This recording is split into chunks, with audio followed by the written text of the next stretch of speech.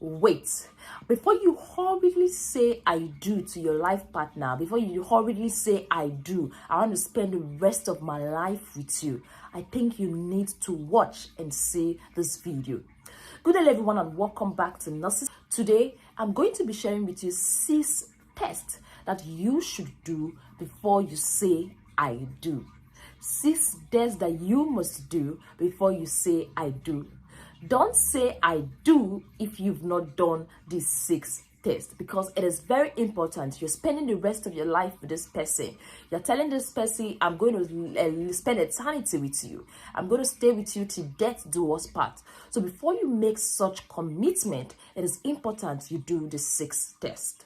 But before we go into details into this class, if you are new on our YouTube channel and these are content you are interested in, please click on that subscribe button. Turn on that notification bell so you don't miss out. For all my returning subscribers, this is Nurse Mesmuri saying thank you. Let's go there. Welcome back. Like I earlier said, today I'm going to be sharing with you 6 tests that you should do before you say I do. Without wasting much of your time, let's go straight into the point. The first one is fertility test. Fertility test, especially for couples who intend to carry their biological child, who intend to give birth to their biological child, because some couples might not want to give birth to their biological child, might not want to go through the period of pregnancy, they may want to adopt children, they might want to do something else. But if both couples, they've agreed that they are going to be having their own biological child, they don't want to adopt child, it is important for them to do this fertility test. For the men, they can go through what is known as the semen analysis, seminal fluid analysis, where the semen is analyzed for movement and all that. If you've not watched our video on semen analysis and what you should take note of, I'm going to be leaving the link in the description box below so you have access to this video. And for the women, they can be advised to do some pelvic scan. Yes, the pelvic scan helps to check if the pelvic organs, that is the reproductive organs, are intact and have nothing to worry about. Then another one is hormonal profile.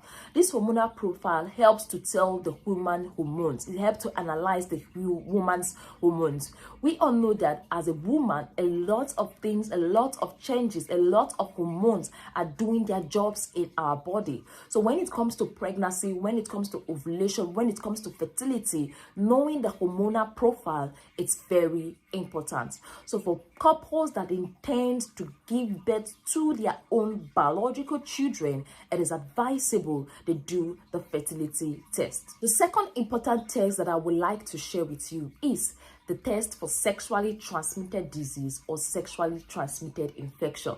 Sexually transmitted disease is interchangeably used for sexually transmitted infection, and sexually transmitted infection is interchangeably used for sexually transmitted disease. For the course of this video, permit me to use it interchangeably. So if you are ready to spend the rest of your life with this particular person, it is important that both parties get screened thoroughly for sexually transmitted infection. When some sexually transmitted infections are detected, they can easily be treated with some antibiotics. But when that of HIV is detected, they can be given some treatment dose that help them to decrease the viral load.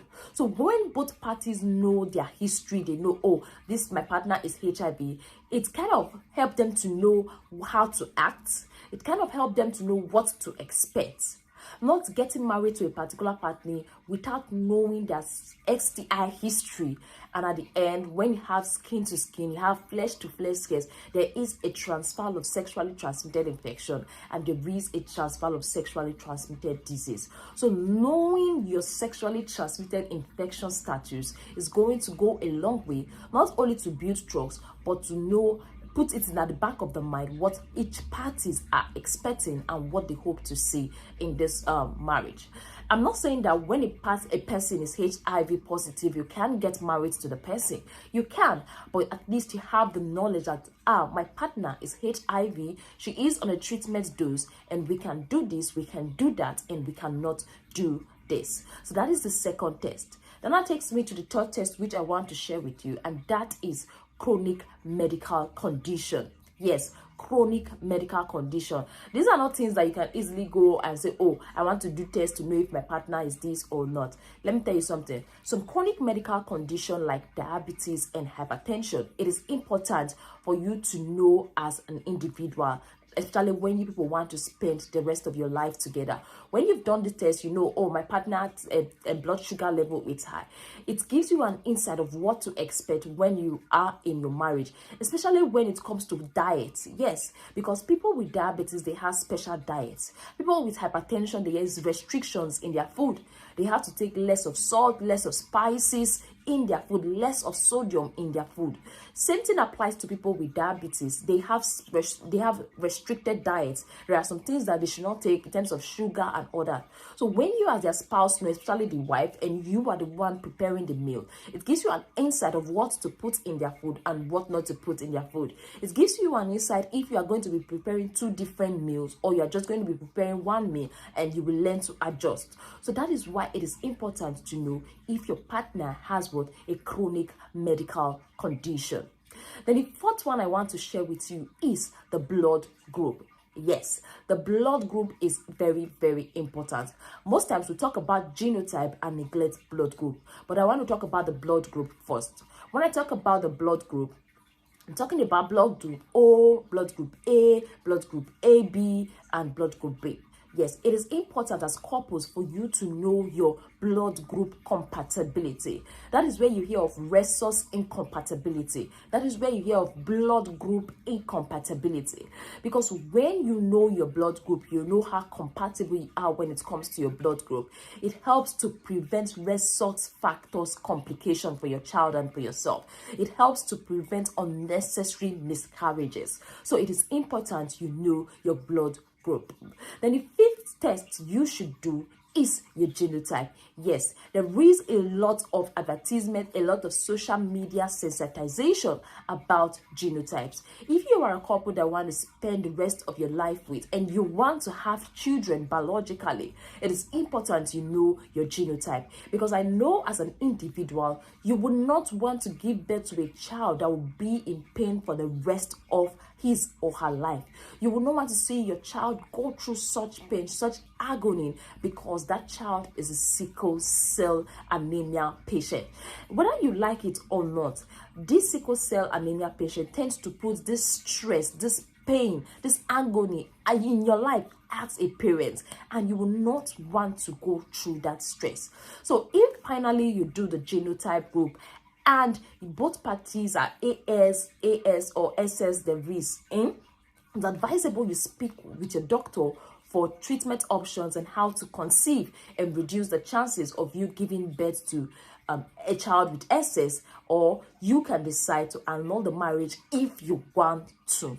Yes, so genotype testing is very important for both parties to know their genotypes and also meet with their doctor for options when it comes to giving birth to their own children. Then the 6th test I want you to talk that we don't necessarily talk about, that we neglect, is mental health test. Yes, the mental health status of your partner, it's very important. Do they usually have mood swing? Are they usually anxious? Are they usually depressed? Are they usually emotional? The mental health of your partner is very important. It's not just schizophrenia, that is a madman roaming the streets, that is a mental health disorder. So it is important for you to know the mental health status of your partner, of the person you are getting married to.